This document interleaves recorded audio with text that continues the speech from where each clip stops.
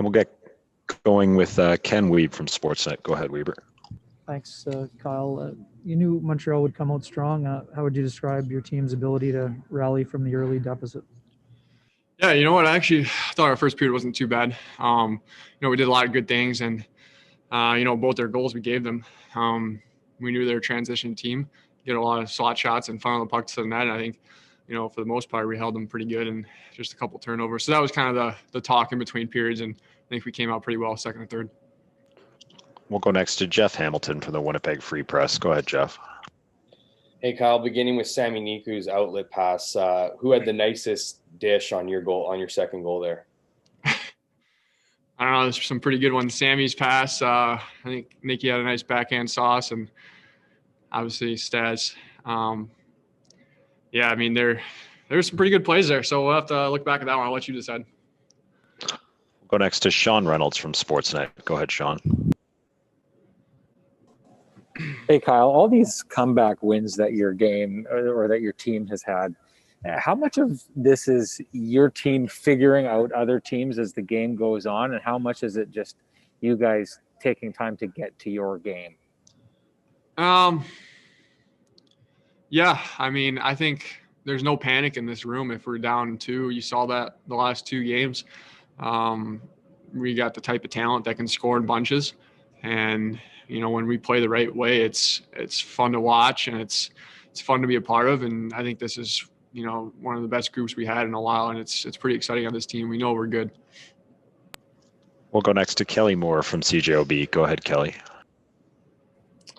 Hey, Kyle, I don't know if you're a baseball fan or if you played baseball before. They say bunting is a lost art, but Blake Wheeler could still do it on that first goal of yours. Were you surprised the puck came to you? A little bit. That's, if you're on the weak side of the flank, whether it's me or Scheif, you got to be coming downhill motion. There's a lot of pucks. You're a loose guy. There's everybody's collapsing to the net for a penalty kill. So you just got to be hovering around the net, and you'll see a lot of goals like that around the league for power plays. And for me, you just got to be ready for the opportunity. We'll go next to Drew Mandel from the Illegal Curve. Go ahead, Drew.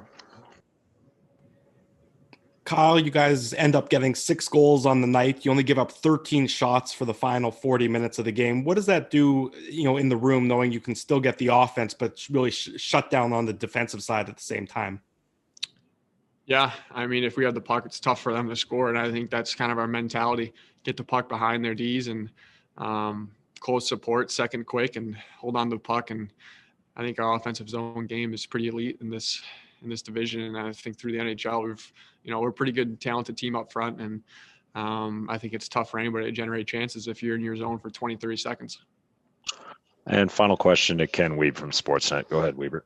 What's it been like to see Pierre-Luc Dubois kind of find his footing and take his game to the level you kind of were expecting when the trade was made? Yeah, that can be tough coming in and, dealing with quarantine. I know he had that injury too, out a little bit. And so it's nice to see him getting going, like you said. And, we know what type of player he can be. And, he started to show it these last couple of games, and, real smart all over the ice, uses his speed. And, he's a big guy too. He defends checks and fights him off. And so it's been fun to watch him, take his game to the next level. And I think it's only going to improve. Thanks very much, Kyle.